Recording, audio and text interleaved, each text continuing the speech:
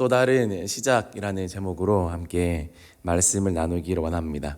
오늘 마리아와 마르다는 시리에 빠져 있습니다.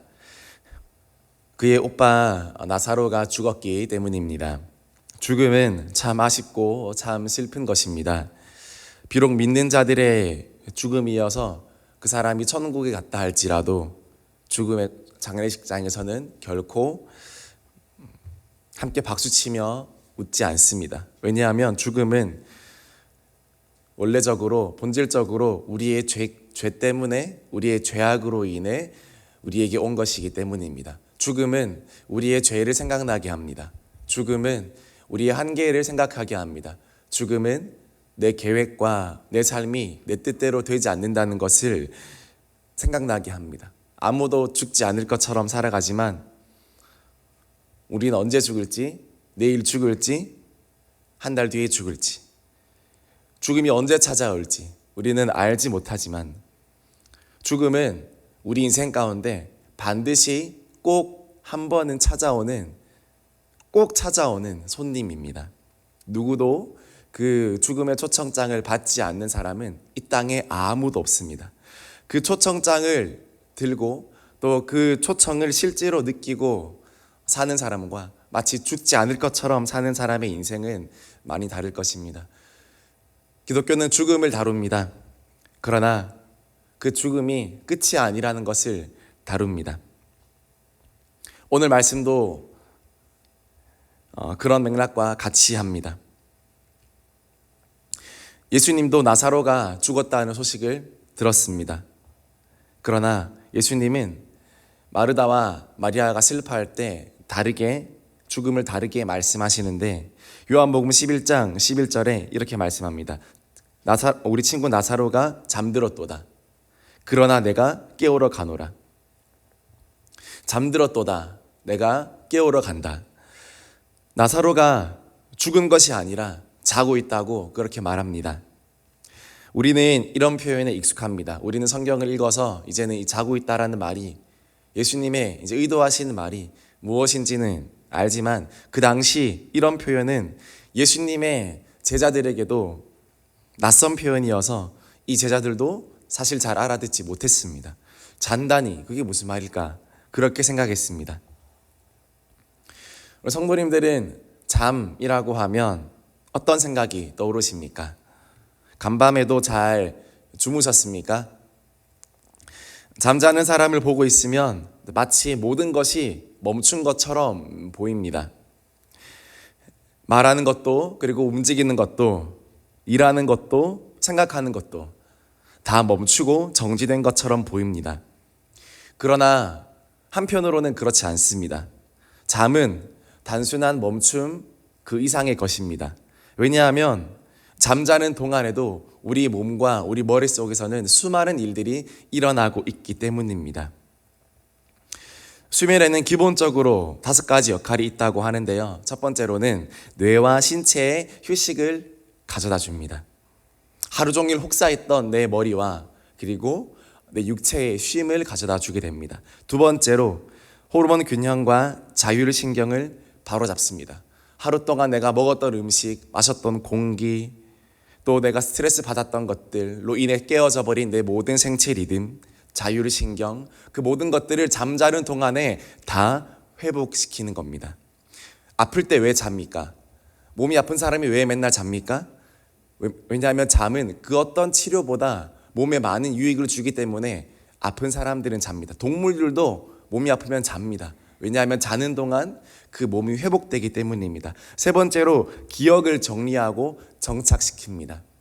자는 동안 아무것도 안 하는 것이 아니라 그날 하루 배웠던 우리 모든 것들을 우리 머릿속에 머리의 저장 파일에 다 저장해 놓습니다. 특별히 잠들기 30분 전에 어떤 외워야 할 것들, 또 암기해야 할 것들을 외우면 머리에 잘 남는다고 하는데 혹시 정말 급하게 외워야 할 것이 있으면 잠들기 30분 전에 외워보십시오. 네 번째로 면역력을 높여서 병을 물리칩니다. 잠자는 동안 몸은 우리의 면역력을 높입니다. 하루 종일 우리의 지친 체력으로 낮아진 면역력 면역력을 잠자는 동안에 다 회복시키는 것입니다. 다섯 번째로 뇌의 노폐물을 제거합니다. 또 우리 몸속에 있는 노폐물들을 정화합니다. 이렇게 우리가 잠은 자는 동안에도 우리 몸은 쉬지 않고 일합니다. 이보다 더 많은 기능이 있겠죠. 잠자는 동안. 이로 보건대 마치 모든 것이 멈추어진 것처럼 보이는 잠은 단순한 멈춤 이상이라는 것을 알 수 있습니다. 멈추어진 것이 아니라 오히려 깨어남을 준비하는 그런 과정임을 알 수 있습니다. 더 나은 내일을 위한 준비입니다. 자지 않고는, 멈추지 않고는 더 나은 내일을 맞이할 수가 없습니다. 멈추지 않고 달려보셨습니까? 2일 동안, 3일 동안, 4일 동안 자지 않고 달리면 더 나은 내일은 없습니다. 진짜 죽습니다. 죽지 않기 위해 잠시 멈추는 것입니다. 오늘 나사로의 죽음도 마찬가지입니다. 나사로의 죽음으로 인하여 사실 모든 것이 멈추어진 것처럼 보였습니다. 적어도 마르다와 마리아에게는 오빠를 잃었다는 상실감에 세상이 멈추어진 것처럼 느껴졌을 것입니다. 예수님도 위로하러 오셨지만, 위문하러 오셨지만 아무리 예수님이라 하더라도 마르다와 마리아의 생각에 더 나은 변화, 그리고 더 좋은 일, 더 새로운 일들은 일어나기 힘들 것이라고 그렇게 생각했습니다. 그래서 예수님이 왔지만 사실 크게 기대하지 않았습니다. 요즘도 모든 것이 멈추어진 것처럼 보일 때가 많습니다. 우리 성도님들의 삶 가운데 멈추어진 부분이 있습니까? 내가 원하지 않았지만, 내가 뜻하지 않았지만, 내가 기대하지 않았지만 멈추어진 영역들이 있습니까? 나의 어떤 사업일 수도 있습니다. 나의 진로일 수도 있습니다. 또는 내 자녀들의 멈추어버린 그런 신앙의 정체일 수도 있습니다. 또는 경색되어진 그런 관계일 수도 있습니다. 더 이상 진전이 없고 더 이상 살아날 기미가 보이지 않는 그런 관계일 수 있습니다. 아니, 그런 또 나의 모습일 수도 있습니다. 멈추어져 버리는 것 같은 나의 모습일 수 있습니다. 일어나고 깨어나고 움직이고 싶지만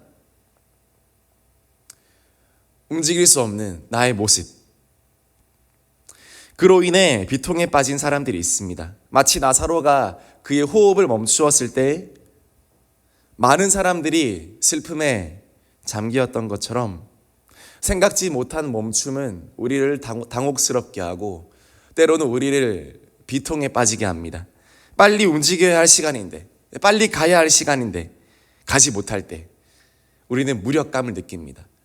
다른 사람들의 시계는 잘 흘러가는데, 다른 사람들의 시계는 때가 되면 다 알람이 울리고, 또 때가 되면 길이 열리고, 때가 되면 있어야 될 일들이 일어나는데 내 삶 가운데는 시기가 멈추어서 몇 년이 지나도 내게 일어나야 할 일들이 일어나지 않고 정체되어 있고 정지되어 있고, 그렇게 마냥 내 시계만 멈추어 있는 것처럼 느낄 때는 우리는 무력감을 느낍니다. 그러나 우리가 기억해야 할 것이 있습니다. 우리가 당면하고 있는 어려운 문제들은 멈춤 그 이상의 것이라는 사실입니다.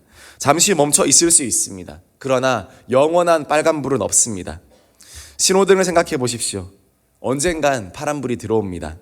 그 신호에 맞추어서 누군가는 달려야 하고 또 누군가는 멈춰 서야 하는 것입니다. 복잡한 신호 체계를 사실 우리 개개인이 다 이해할 수 없지만 그 신호를 따라가다 보면 결과적으로는 가장 안전하고 또 가장 빠르게 목적지로 도달하게 되는 것입니다. 하나님의 신호 체계는 이보다 더 정확하고, 이보다 더 체계적이고, 이보다 더 유익하고, 이보다 더 의미 있고, 이보다 더 하나님의 뜻에 가깝습니다. 하나님의 신호는 1분 1초도 낭비되지 않고 가장 좋은 타이밍에 신호가 들어옵니다. 사실 나사로가 죽었다는 이야기를 듣고 예수님은 그분이 계시던 곳에 이틀이나 더 머물다 가십니다. 빨리 가시면 좋을 걸. 중동 지방의 그 뜨거운 여름에 시체가 이틀 동안 더 누워 있으면 말하지 않아도 상상이 가시죠. 그러나 예수님의 타이밍은, 하나님의 타이밍은 정확합니다. 하나님이 우리에게 빨간불을 주실 때에 우리는 잠시 멈춰 있는 법을 비로소 배우는 것입니다. 책 제목 중에서도 멈춰 있을 때야 비로소 보이는 것들이라는 그런 제목이 있듯이 하나님이 우리를 잠시 멈추게 하는 데에는 그런 이유가 있습니다. 그리고 잠시 멈춰 있을 때 비로소 보이는 것이 생기고 들을 수 있는 것이 생깁니다. 여러분, 자동차를 타고 갈 때 열심히 달리면 보이지 않습니다. 그러나 잠시 정차할 때 비로소 내 주변에 뭐가 있고 아름다운 하늘이 있고 또 다른 것이 있음을 우리는 보게 되듯이 멈춰 있을 때 우리는 물러가고 후퇴하고 쇠퇴해 가는 것이 아니라 배운다는 것입니다. 멈춤은 영원한 멈춤이 아닙니다. 또 다른 출발을 위한 멈춤입니다. 다른 누군가가 가기 위한 멈춤입니다. 신호등을 기다릴 때 멈춰야 할 때 달려나가면 사고가 나죠. 하나님의 뜻 안에 있는 자들에게도 마찬가지입니다. 의미 없는 멈춤은 없습니다. 또 다른 출발을 위해서 멈추거나 아니면 다른 누군가가 가기 위해서 멈추거나 아니면 또 다른 무슨 어떤 의미가 있기 때문에 멈추는 것이지 절대로 멈춤을 위한 멈춤은 없다는 것입니다. 예수님은 나사로의 죽음을, 나사로의 멈춤을 다른 누군가를 위한 새로운 시작의 기회로 삼고 싶어 하셨습니다. 의미 없는 멈춤이 아니라 나사로의 죽음을 통해 새로운 일을 행하시고 하나님의 영광을 드러내시고 하나님의 복음을 전할 준비의 시간으로 그 시간을 삼으셨습니다. 아까 제가 말씀드렸듯 예수님께서는 이틀 동안 더 유하셨다고 했는데 이 나사로의 장례식장에 사실 수많은 유대인들이 몰려왔습니다. 그냥 저희 지극히 개인적인 생각으로는 그렇게 더 기다리면 기다릴수록 더 많은 사람들이 와서 하나님의 영광을 목도할 수 있기 때문에 예수님이 기다리셨나 그런 생각이 들었습니다. 요한복음 11장 40절 말씀 우리 함께 읽어보겠습니다. 예수께서 이르시되 내 말이 내가 믿으면 하나님의 영광을 보리라 하지 아니하였느냐 하시니. 요한복음 11장 42절 읽겠습니다. 항상 내 말을 들으시는 줄을 내가 알았나이다. 그러나 이 말씀하옵는 것은 둘러선 무리를 위함이니 곧 아버지께서 나를 보내신 것을 그들로 믿게 하려 함이니이다. 둘러선 무리를 위함이니 수많은 유대인들이 와 있었습니다. 예수님을 알지 못하는 유대인들이 와 있었습니다. 오늘 본문의 주연들은 이렇게 마르다, 마리아 그리고 예수님 그리고 나사로처럼 보이지만 그러나 오늘 42절을 보면 예수님의 마음에 다른 한켠에 어떤 영혼들이 자리 잡고 있음을 봅니다. 둘러선 무리. 그들은 이름 모를 유대인들이었습니다. 그 당시 나사로의 장례식장에 수많은 유대인들이 몰려왔는데요. 그래서 신학자들은 이 마리아와 마르다의 집이 되게 유명한 집안이었다. 그 당시 그 지역에서는. 그래서 많은 사람들이 조문을 왔다. 그렇게 말을 하는데요. 예수님이 누구신지 모르는 길 잃은 많은 유대인들이 왔었습니다. 마리아와 나사로는 이미 예수님의 제자였습니다. 사실 나사로는 다시 살아나지 않아도 그는 천국에 갈 수 있었습니다. 그렇다면 하나님은 누구를 위해 나사로를 잠시 멈추게 하셨고 그리고 이 마르다와 마리아의 가정에 잠시 멈춤을 허락하셨습니까? 하나님은 둘러선 무리를 위해서 여전히 갈 바를 알지 못하고 헤매이는 그 당시 그 많은 그 사람들을 위해 아직 예수님을 모르고 하나님을 알지 못하고 예수님을 믿지 못하는 그 이름 없는 유대인들을 위해 둘러선 수많은 유대인들을 위해서 하나님은 이 일을 계획하셨던 것입니다. 나사로를 도구로 사용하시고 그 사건을 통하여서 그 자리에 있는 수많은 유대인들에게 믿음을 넣어주셨으며 그로 인해 하나님께서 영광 받으시도록 하셨습니다. 표면적으로는 나사로가 죽었다가 살아났고 정말 대단한 일이다 라고 우리는 생각할지 모르지만 그러나 예수님께 중요한 것은 나사로가 죽었다가 살아난 것이 아니라 그것을 본 많은 유대인들이 참 생명을 얻게 되었다는 것입니다. 참 영생을 얻고 그들 또한 하나님의 자녀가 될 수 있는 기회가 주어졌다는 것입니다. 저희는 살아난 나사로를 보고 기뻐하지만 예수님은 죽었다가 살아난 그 유대인들을 보고 기뻐했던 것입니다. 우리 요한복음 11장 45절 같이 읽겠습니다. 마리아에게 와서 예수께서 하신 일을 본 많은 유대인들이 그를 믿었으나. 나사로의 죽음, 나사로의 그 멈춤은 예수님이 어떠하신 분인가를 알게 되는 축복의 통로가 되었고, 그리고 생명의 통로가 되었습니다. 나사로의 멈춤이 다른 누군가의 시작의 발판이 되었다는 것입니다. 나사로가 죽지 않았다면 그날 수많은 유대인들은 그날 그 집에 오지 않았을 것입니다. 그리고 예수님이 어떠하신 분인가를 보지도 못했을 것입니다. 나사로의 죽음이 다른 누군가에게 생명의 초대장이 되었습니다. 예수님은 대단한 쇼를 보여주시기 위해서 우리 삶의 기적을 이루시고, 예수님은 대단한 어떤 쇼를 보여주시기 위해서 저와 여러분들에게 놀라운 일을 행하시는 것이 아니라 한 영혼을 위해서 예수님은 위대한 무대를 보여주실 만반의 준비가 되어 있습니다. 단지 그 무대가, 그 쇼가, 그 이벤트가 화려함을 위함이 아니라 오직 그 한 영혼을 위해서 예수님은 한 사람을 죽였다가도 살리시고, 홍해물을 가르셨다가도 엎으시고, 한 영혼을 구원하시기 위해서 하나님은 할 수 있는 모든 일들을 하시는 것입니다.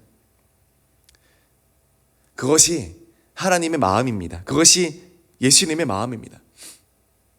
그리고 예수님이 할 수 있으셨던 가장 큰 일은 예수님, 하나님이신 그분께서 십자가에서 죽으신 사실입니다.